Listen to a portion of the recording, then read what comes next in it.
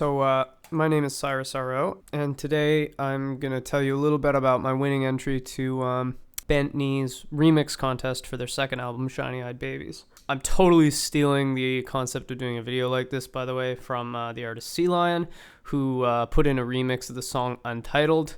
That's really cool, so definitely check that out. So the first thing that I did in this remix, I created this crescendoing ambient texture that kind of opens it off. So here's what it sounds like.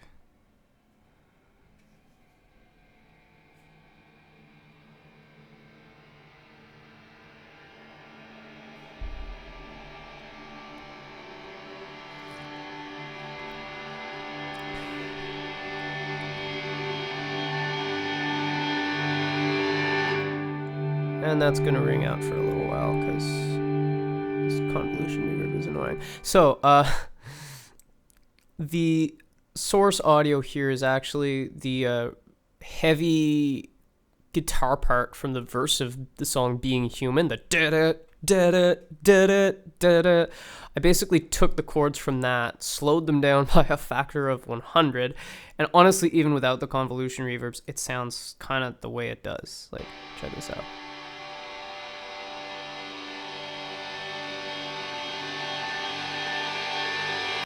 So it turns out that slowing down distorted guitar chords is actually a great way to make textures like this.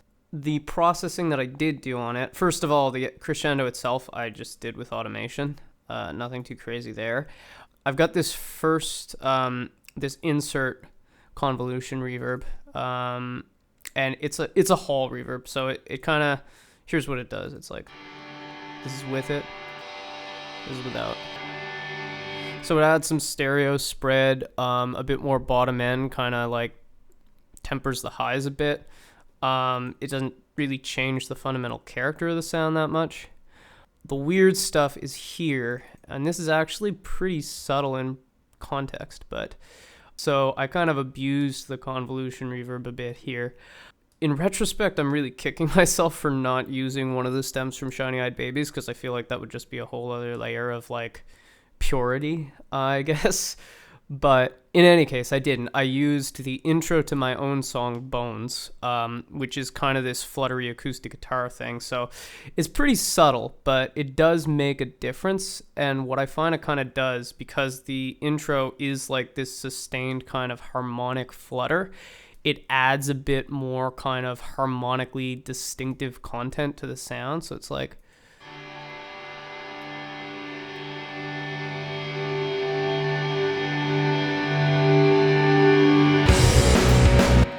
so, whoa, okay, yeah. Anyway, so you can hear what it does. Again, it's kind of subtle in a way, but it really brings out that kind of harmonic part of the sound, so I really had a lot of fun with that. Now, into the actual groove.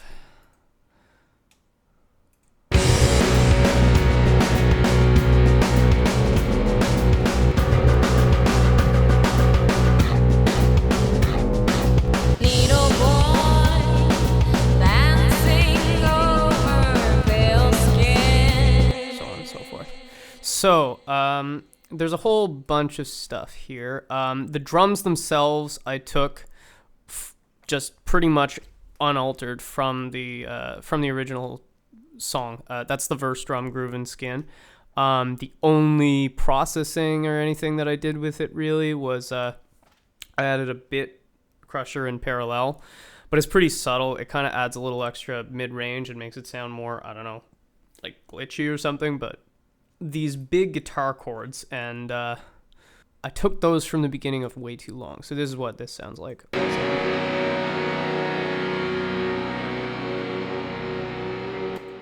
And I didn't really, again, alter them that much, but for the most part, the biggest thing that I did, I just slowed them down to a quarter speed, and I also cut off the attack. And the reason why I did that, I wanted to drag the notes out longer than they are in the actual recording, but I also didn't want to really have a super dragged out attack from the chord. So even though it sounds a bit unnatural, the best compromise was to just kind of cut straight into it. So I do that like kind of throughout and basically just all these fragments I just kind of pitch shift to get the chord I want at various points, basically. So the next kind of interesting thing that I did to build this groove, and actually I guess one of the first things chronologically that I did, this little interplay here.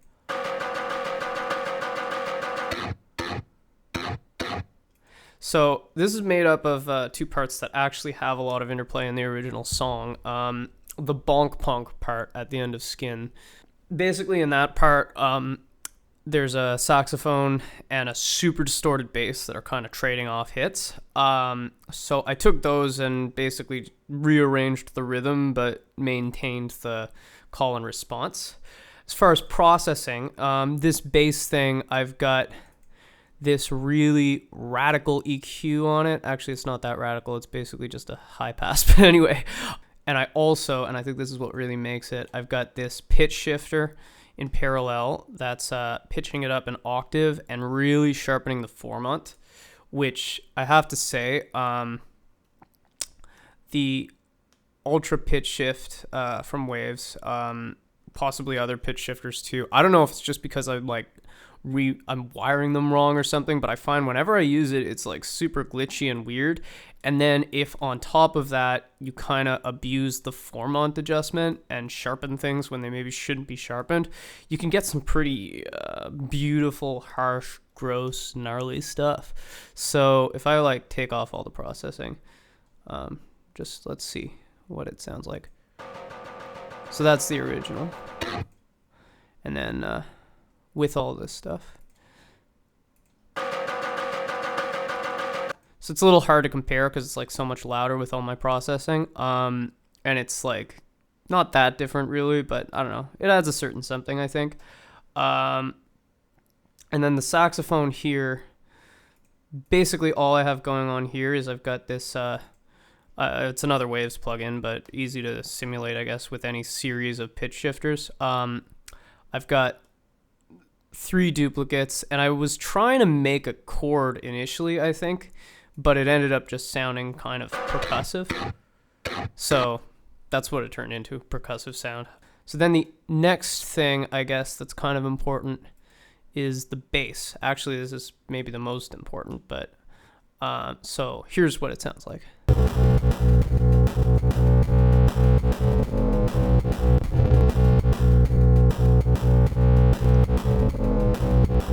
So again, the way I generated this is I took a bass part. I honestly don't remember which one. I slowed it down by a factor of 20, took a little snippet of it, and I guess the key here is I have a noise gate on it that's sidechained to the drums. So it kind of, without it, it just sounds like this.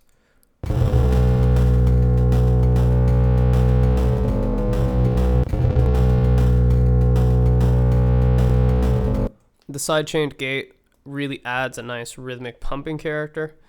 So, with. Apart from that, the processing I kind of used Waves Tune Lite here. I abused it a little bit, and those little glitchy pitch changes, those are coming from that. Like that little different note there, that's from the Waves Tune. I also have it going through a bass amp sim and this super weird EQ curve. That was all basically just towards the goal of making it sound really unnatural and boomy in a almost traditionally unpleasant way, which I guess worked. Anyway, that's that. I just inhaled coffee up my nose. Anyway, we have the vocals coming in next. Little boy.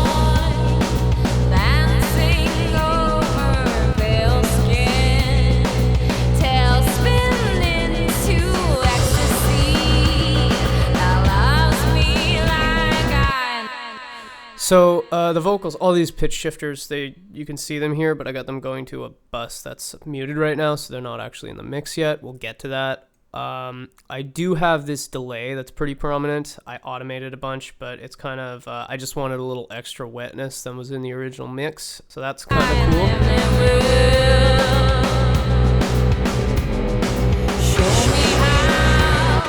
Now here I have this thing coming in. Now this is what this actually is. This is a vocoder emulation, but I'm not really using it as a vocoder. Basically what I'm doing is the vocoder has like this noise function that I thought had like this really cool kind of creepy industrial vibe to it, I guess. Oh god, this session is such a mess. Here we go.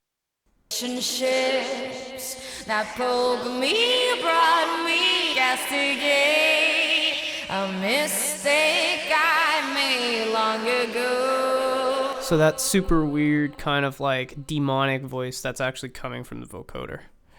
All right, now we come into the crazy weird breakdown section.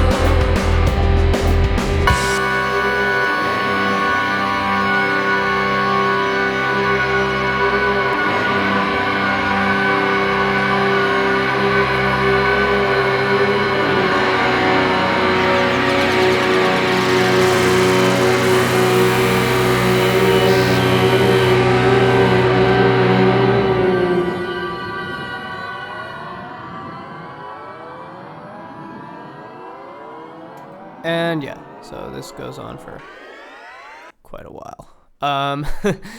Anyway, so what I got going on here, obviously I've got these guitar chords that keep on going.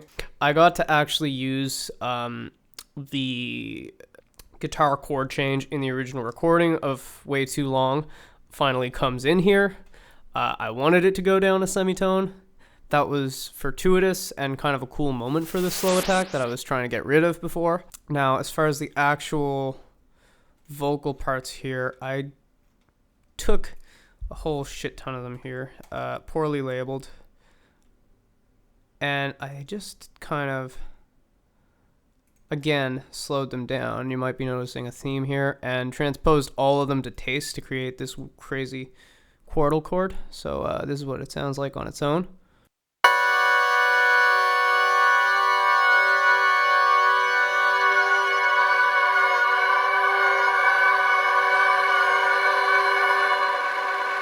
So what's happening there is basically I have these all going to a bus that has a delay on it. And this delay, oh, it actually doesn't have a lot of modulation. That modulation is actually just coming from how grossly I slowed it down. But in any case, I do basically jack up this delay and this reverb through the course of the note. The delay kind of gets out of control, which is why I keep on shutting this off and like getting scared. Now the delay, if I can find it, here's the BPM change. Basically, I end up cranking the feedback on the delay to get it going here, and then I totally screw around with the BPM. And again, that's all automated. So that's how I get all these crazy noises back here.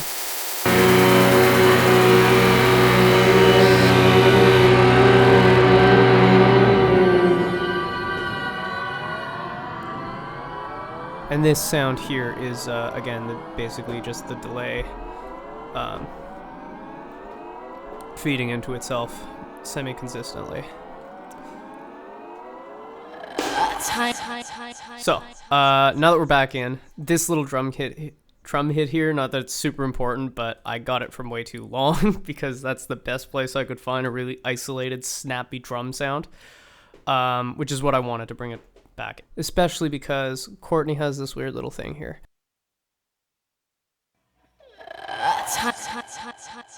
So I really wanted to take advantage of that throat sound. So all this is kind of more the same.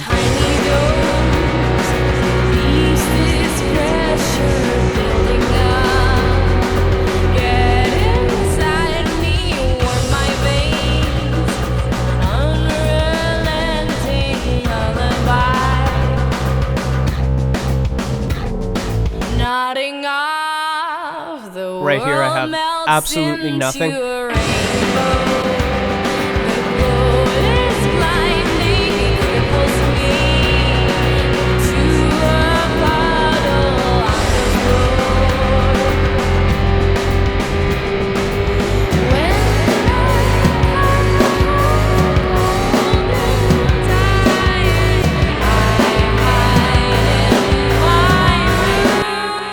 So this section here, not too many new textures, but I think the arrangement's really cool. So the way I actually started here, I took the drum part from some point in Being Human. Again, I think the heavy verse part, and I actually started with that and the bass. And I was thinking of like this was like early when I was sketching. I thought about doing a different remix with like this as the basis. Especially with the noise gate, it kind of adds some really interesting movement. But I ended up liking the tempo transition here that happens. So I went with it. And that's how we get it.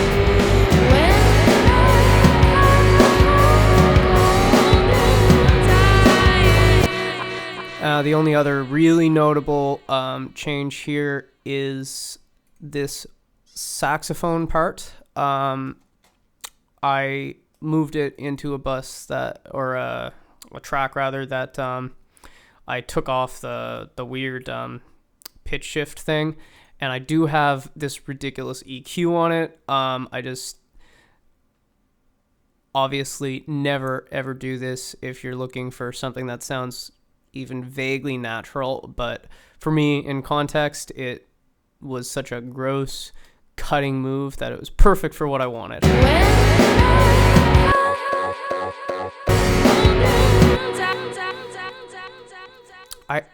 I suspect I made, like, there are these little cuts in the Vox here. I mean, it's kind of hard to see because of all my automation, but if I turn it off, you can see I've got all these little clips.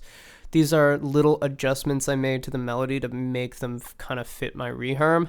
I actually had to do a lot of editing on the vocals in this, but most of it was just to correct minor timing issues and little individual notes that didn't fit with my reharm and stuff, so it's not really like super noticeable for the most part.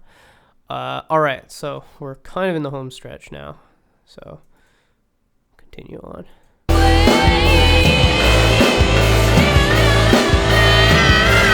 Oh, just as a side note, I actually really am in love with this rhythmic pattern that I had in the bass, and I kind of wish I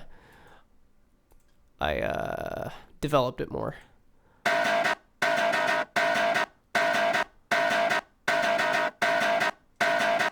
That's kind of getting sidetracked. But anyway, continuing on.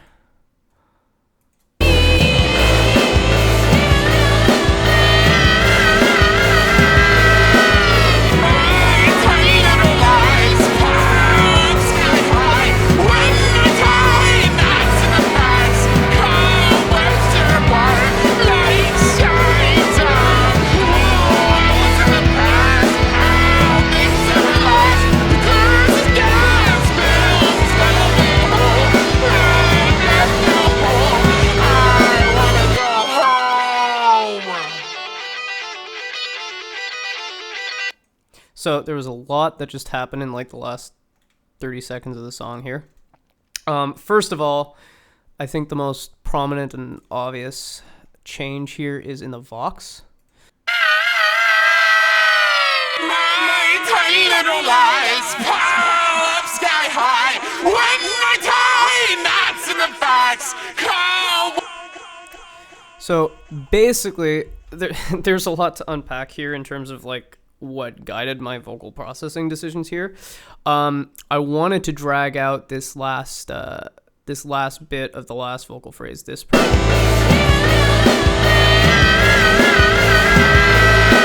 But the sudden change in like the gross increase in slowdown, really, it's not very transparent. So I figured rather than trying to fight it, I'd lean into the digital grossness. So I think I have like a distortion automated that's coming in there, and also that crazy pitch shift bus that I just showed you, that kind of starts to come in there. And it's a nice transition as well into this super weird vocal tone that dominates the last half. And the reason why I did that basically is actually because in order to get this melody to sound the way that I wanted, I had to pitch shift Courtney's vocals down and it sounded super weird, the initial like just transition into a much lower pitched voice, and it didn't work as a natural thing at all. And also, like, the vocal melody of the chorus doesn't really fit super well against the groove here, but I wanted to fit it in, and I wasn't sure how to handle that. Thought at some point about making another section, but what in the end I decided to do was, again, lean into the fact that it doesn't really fit and the fact that it's low pitched. So that's why I was like, let's just get really weird, turn it super like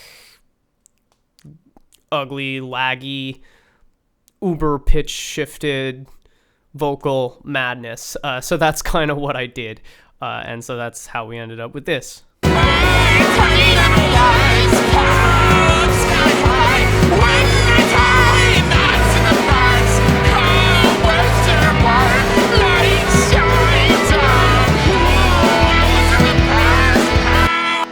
So, we're in the home stretch. I don't know how long this video is going to end up being. Probably like way too long for what it is. But anyway, last couple things that I put in here. I really wanted to get the violin riff from the beginning of Skin in it, because to me that's like kind of one of the most iconic moments on the album, and certainly like a perfect way to open up that song. It just like punches you in the face with this kick-ass violin riff. I love it.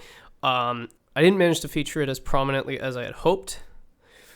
But that said, I still ended up squeezing it in. So if I solo this violin part, here's what we have.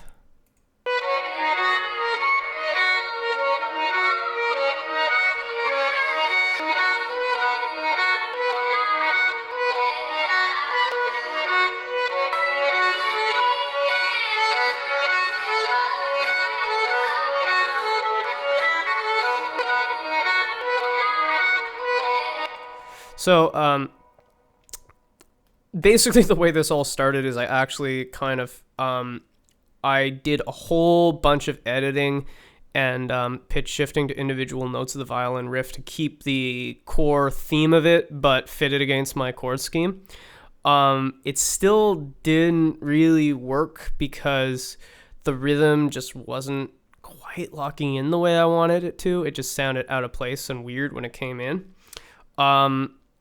And I did a whole bunch of stuff to try to fix that. I tried to make it more ambient initially by putting this compressor after the delay and the verb, which was super weird, super ambient, and also it boosted, and actually even before all that noise, it still boosts the bleed into the microphone from the original recording, so that's why you can kind of hear... you can vaguely hear other parts of the song in that.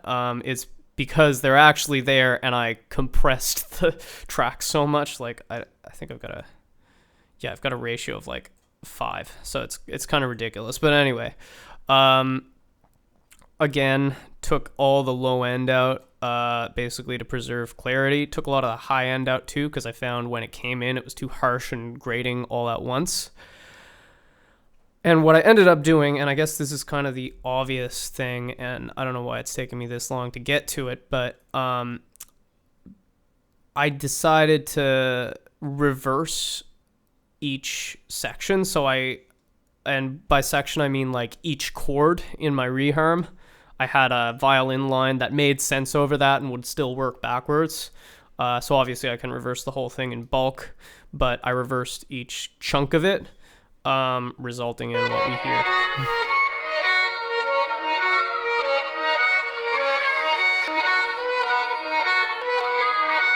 So it's kind of a subtle texture in the end, and I don't even know if it really adds that much to it. I think I'm mostly like talking about it and spent so much time on it because I was trying so hard to get that violin riff to work in what I was doing, but just kind of didn't. And then the last thing that I have going on is these guys.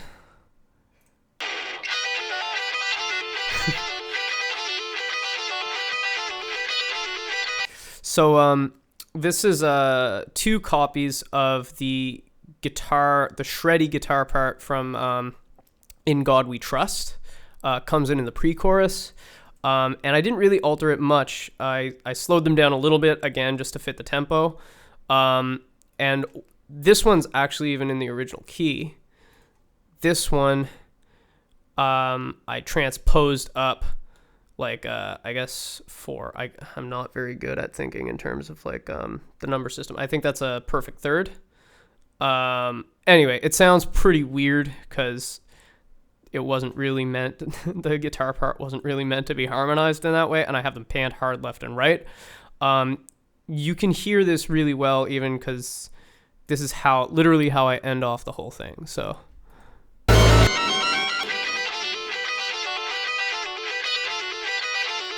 And this goes on for quite a while, and I just have it fade out.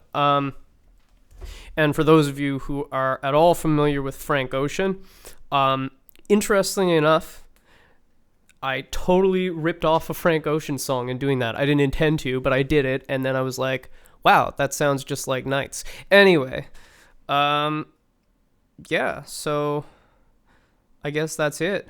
It's been a hell of a time, guys. I'd like to thank Sea Lion for sourcing the idea I totally stole, Bent Knee for doing this contest, and also just generally being awesome. Yeah, thank you for watching if this caught your interest for however long it ends up being when I edit it down and get rid of all the embarrassing mistakes and parts where my cat interrupted me. Yeah, see you later.